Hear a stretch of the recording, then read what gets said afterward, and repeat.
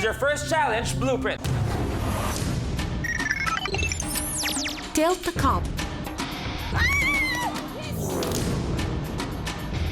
Sa challenge na ito, sundin lang ang instructions sa pinakabagong patok na laro ng Minute to Win It. Step 1, patalbugin ang ping-pong ball at saluhin ang nakastack na plastic cups. Step 2, kunin ang plastic cup na nasa dulo at ilagay sa taas ng stack. Step 3, ulitin ang step 1 and 2. And be sure to have fun. Huwag lang kalimutan mag-focus at mag-concentrate dahil sa tuwing dumadagdag ang nakastack na cup na may bola, nagiging unpredictable ang direksyon nito.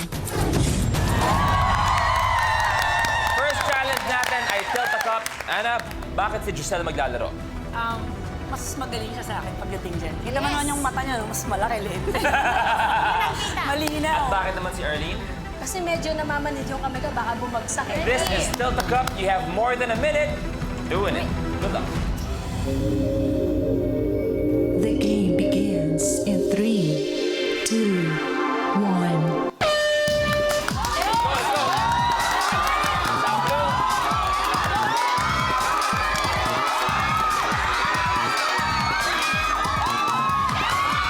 Konti na lang ang red. Arlene, dalawa.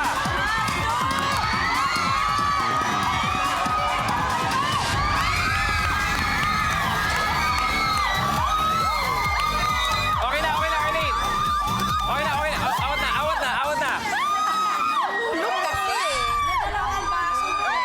Eksakto yung sinabi ni Evelyn. Unas bukod sa nahulog, nakita natin kanina, dalawa ang iyong nalipat.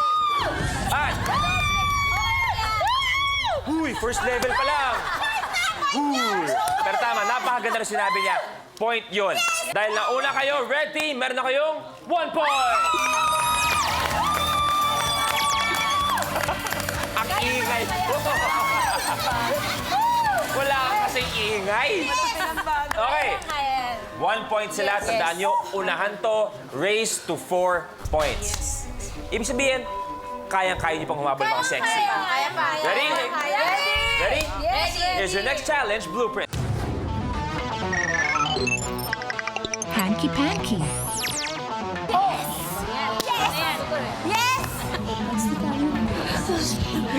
Ang karaniwang box ng tissue ay may laman na 100 sheets. Gamit ang isang kamay, sa isang bubunutin ng contestant ang tissue hanggang sa makaubos siya ng 100 piraso ng tissue. Eto, very, very important. Kailangan isa-isa ang pagbunot sa tissue at kailangan ng unang pares na makagawa, sila makakakuha ng 1 point. Advice lang, siguraduhin nyo na wala na talagang laman ang tissue box. Kung sino yung unang matapos, itaas ang kamay. Blue team, ready? Yes. Red team, ready? Ready. Hanky-panky, you have more than a minute. Doing it. Good luck. The game begins in 3, 2, 1. Hanky-panky, 1 point. 1 point sa naman ng red team. Hila! Arriba!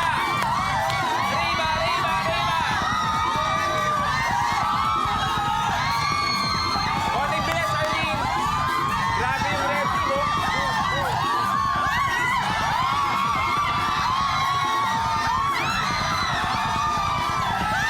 Siguraduhin, walang laman.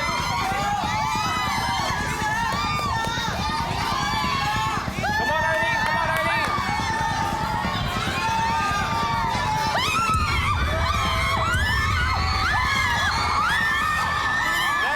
Verify! It's good!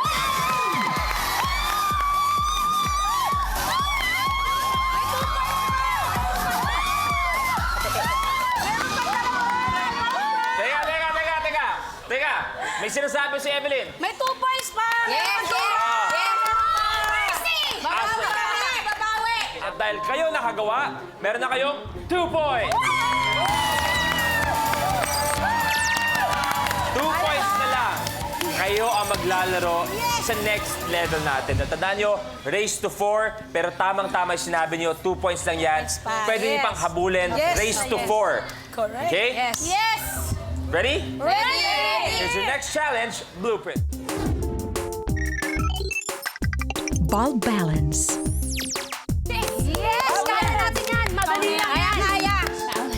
Sa challenge na ito, kailangang maipatong ng contestant ang itlog sa bumbilya at maibalanse ito gamit ang asin. At dahil ang hilaw na itlog ay paiba-iba ng equilibrium, mahirap itong balansehin. Kailangang ulitin ito ng 2 beses. Next challenge natin ay ball balance. Both teams ready? Ready! You have more than a minute to win it. Good luck.